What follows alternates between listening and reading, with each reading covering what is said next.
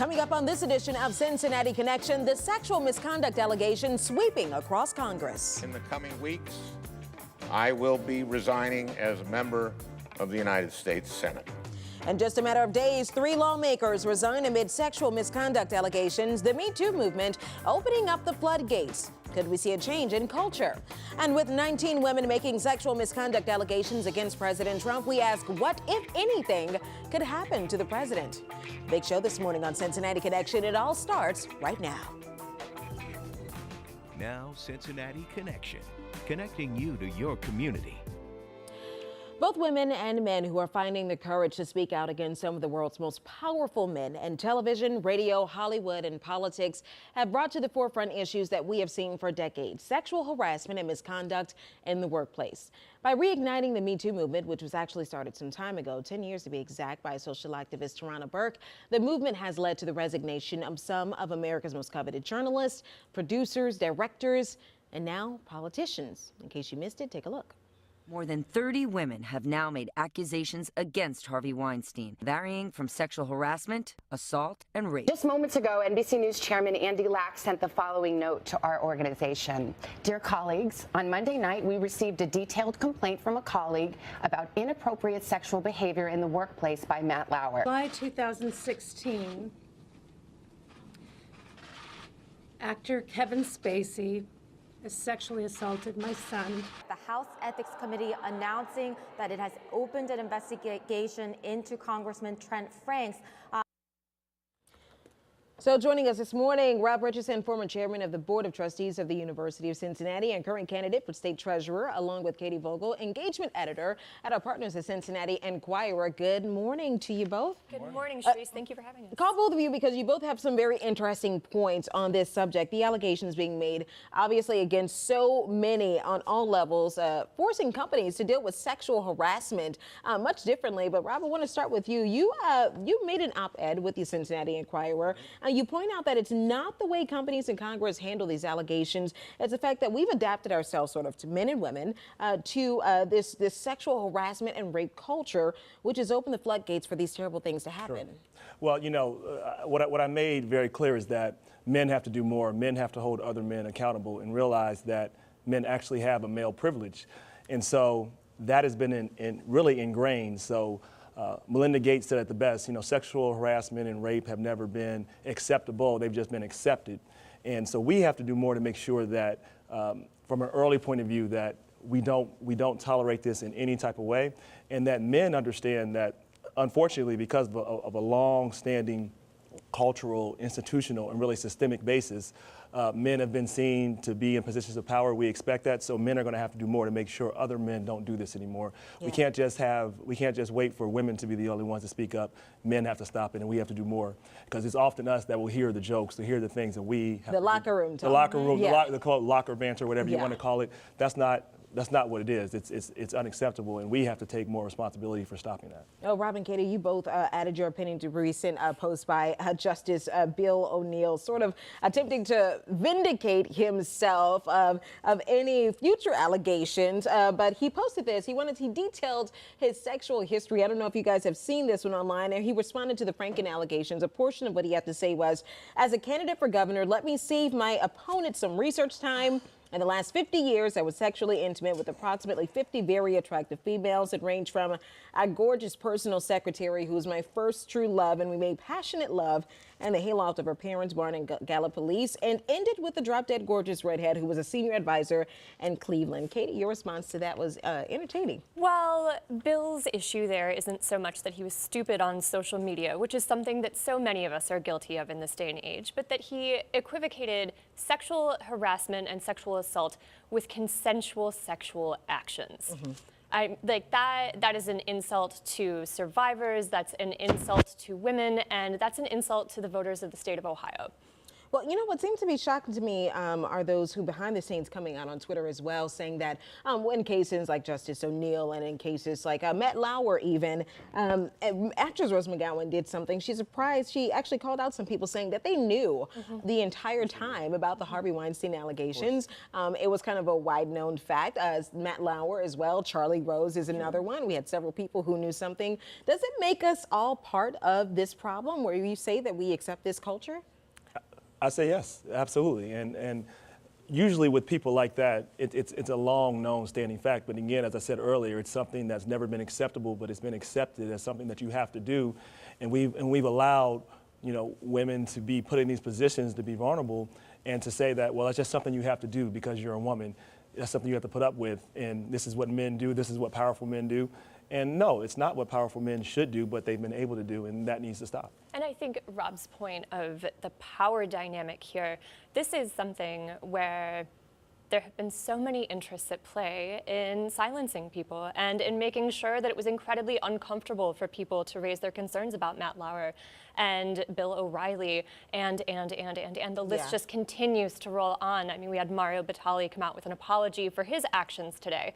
So are we all complicit? I think that that's a really slippery slope of an argument because while yes, we should all be able to stand up and identify the things that are wrong in our workplaces and in our homes and in our places of worship, but there are oftentimes some really powerful interests making sure that that's incredibly difficult. And with that being said, we do see this movement, the Me Too movement, barely scratching the surface here. Where do we see this moving forward from this point? I think that it has to go back to a culture change. And Rob is one of the few men out there who's actually saying, how are we holding, as men, other men accountable? How are you having those conversations with your fathers and your sons and your colleagues?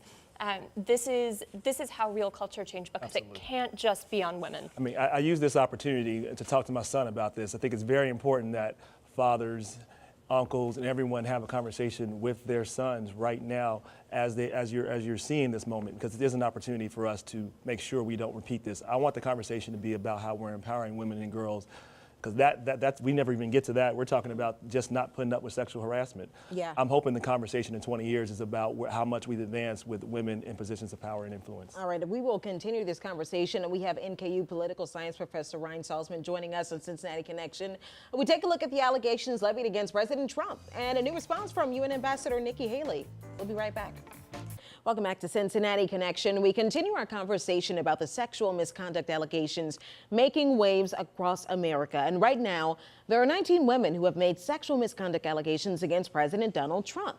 Allegations that, for the most part, have been background noise to all of the other allegations that have been made. But recently on Face the Nation, UN Ambassador Nikki Haley added her 2 cents to the conversation. Take a listen. Women who accuse anyone should be heard. They should be heard and they should be dealt with. And I think we heard from them prior to the election. And I think any woman who has felt violated or felt mistreated in any way, they have every right to speak up.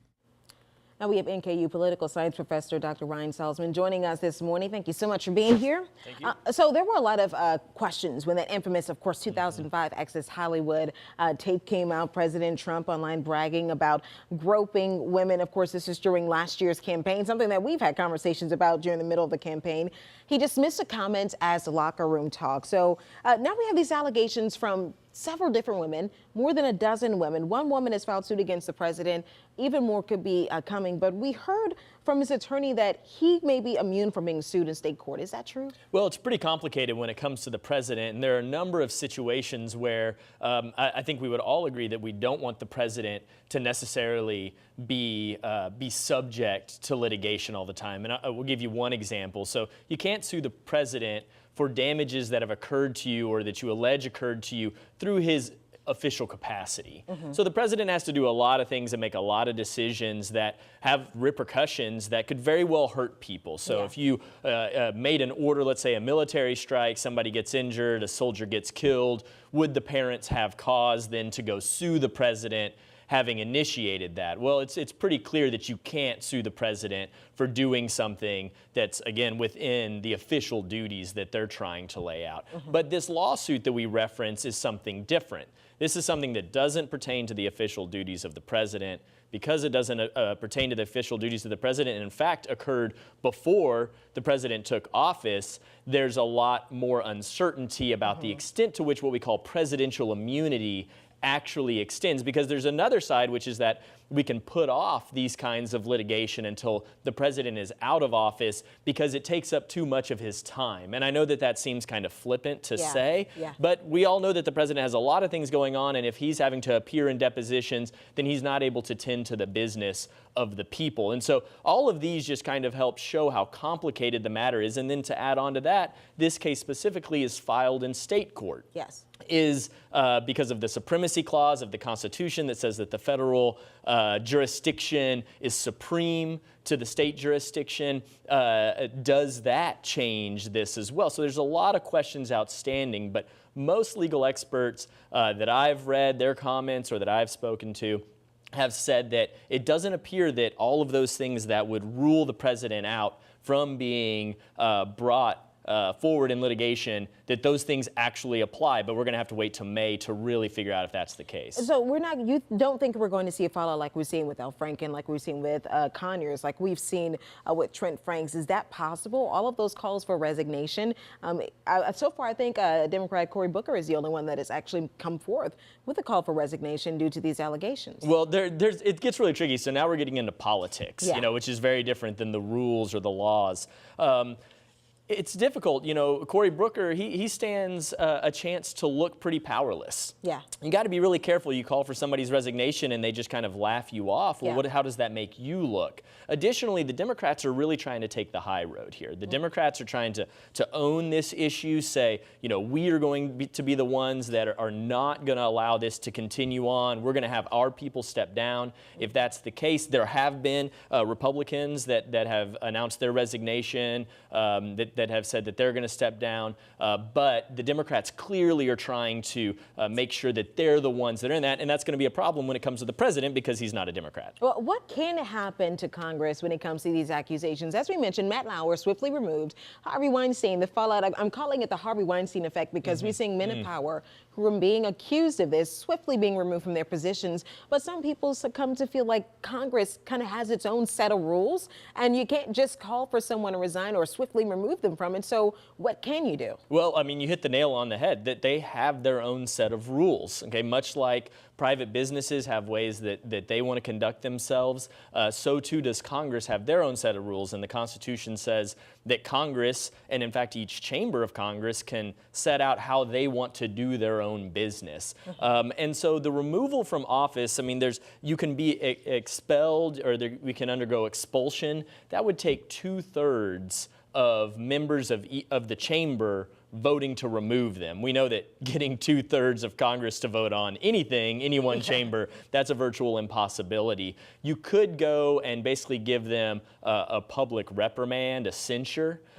That's easier to get with a majority. But the one thing that I would caution everybody when it comes to thinking about removal from Congress is that these people are put there by the voting members of their district. Yes. And we have to protect the fact that they were put there by their constituents, by the electorate, and that is so fundamental to our system of government, to a democratic system of government, that the power resides with the people. And so for somebody else to say, well, you got to go now, I mean, this isn't like a private corporation where you have a board of trustees or a CEO or, some kind of boss, so to speak, making that decision for you. And so it gets really tricky.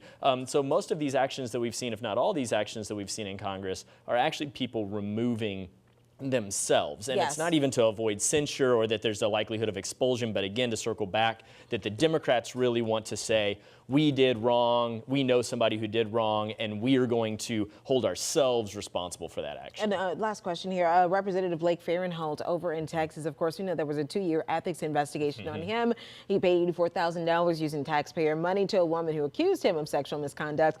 No calls for him to be removed, though. Why do you think that's Or at least they're very few. Yes. I mean, there have been a couple, of course, a lot by the Democrats. I saw a report that said a GOP congresswoman had come out and said that he should step down. But the fervor is surprisingly timid when it comes to that, particularly given what you referenced, which is that there were payments made out of a public fund to help settle these disputes. Yeah. He appeared to have pursued his own investigations, and these have whistleblower implications to them and a lot. So I think that your point's well taken, that it seems like there's not as much surrounding it. But I think that, as we look at the landscape politically, I think we could say that this is really still just getting going. So we should check back in a while to see exactly how these things move forward. That's exactly what we plan to do. Dr. Ryan Salzman, thanks so much for joining us. He continues our conversation.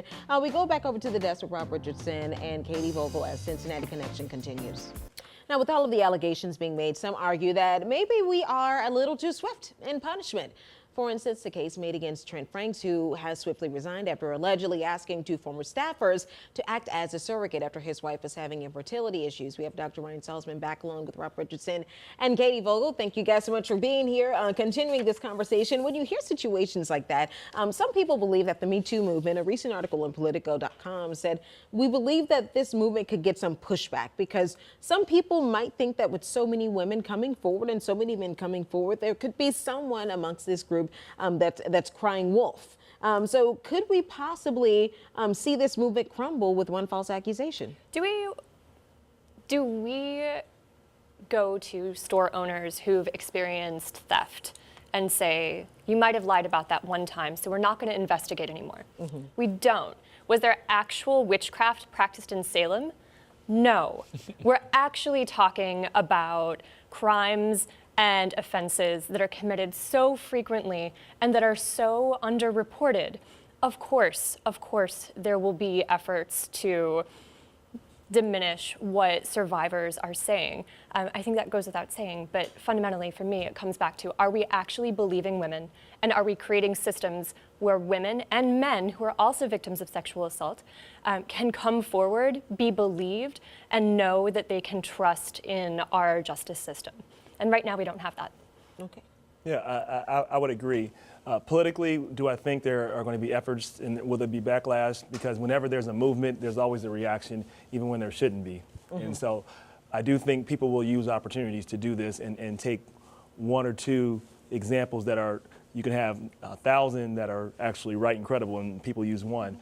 What we have to do is keep in mind the goal. We want to make sure we're moving towards equality. We want to have we want to put systems in place that are empowering women and girls, and we want to have a zero tolerance for sexual assault, sexual harassment in any way. It shouldn't be something that you have to deal with in the workplace, and we're far away from that.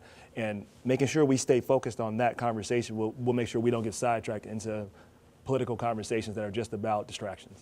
Well, in the political realm, Dr. Salzman, what happens now? Lawmakers have already introduced, if I'm not mistaken, a bipartisan legislation to tackle the sexual harassment issue that was introduced rather quickly. But, I mean, does it really have any effect? Could we see another bill in the future that affects the way we, handle these cases when it comes to members of Congress? I'm sure that there will be a lot of discussion about that. There's, it's up to that chamber to kind of set their own rules. So the language around what could be a violation is very broad. So trying to define what the problem is, something that could be pursued internally. But what I'm looking for is more of what you spoke about earlier, which is this cultural shift that's occurring, and just that there is no need really to redefine these things. There's just a need to have a populace, and when we think about which population we're looking at, one population is Congress themselves, mm-hmm. and the extent to which they will no longer accept these things as being acceptable, and they will actually push them to be investigated. I don't think you need to create more laws. You probably just need to enforce the ones that exist, and this is often the paradox that we live in. So politically, what I'm looking for more and more is culture shift, and that only comes with time and persistence, and sometimes that comes with some kind of backlash as well. Speak to that very quickly. When you look at what's happened in Congress, you have a body that's completely not accountable and not transparent. They had a process that made it hard if you were an accuser, or if you were a victim. You had really no power. It was such a long, drawn-out process, and it remained confidential. So you have a public body that spent $15 million And what I say is covering up these allegations, or many of them actual things that actually happen. So it needs to be transparent. If taxpayer dollars are being used, we ought to know what's happening. And the process should be expedited and quick so it's actually effective. That is not happening right now. And what I hope they do, they can change that right now, and they should want to be accountable because, after all, we elect them. And Sharice, I think that we have to have a really tough conversation about the representation of women in academia, in politics, and in journalism. Because we cannot expect women and men who are victims of sexual assault to have the entirety of responsibility to step forward and raise these concerns when there are not women in positions of power already helping shape that culture. All right, Katie Vogel, Rob Richardson, Dr. Ryan Salzman, thank you so much for joining us on Cincinnati Connection. We will be right back in just a couple of seconds. I'm sure the conversation will continue on fox19now.com. Well, thanks so much for watching Cincinnati Connection. We'll see you next week. And be sure to follow me on Facebook at Sharice Gibson TV and Twitter at OK Sharice.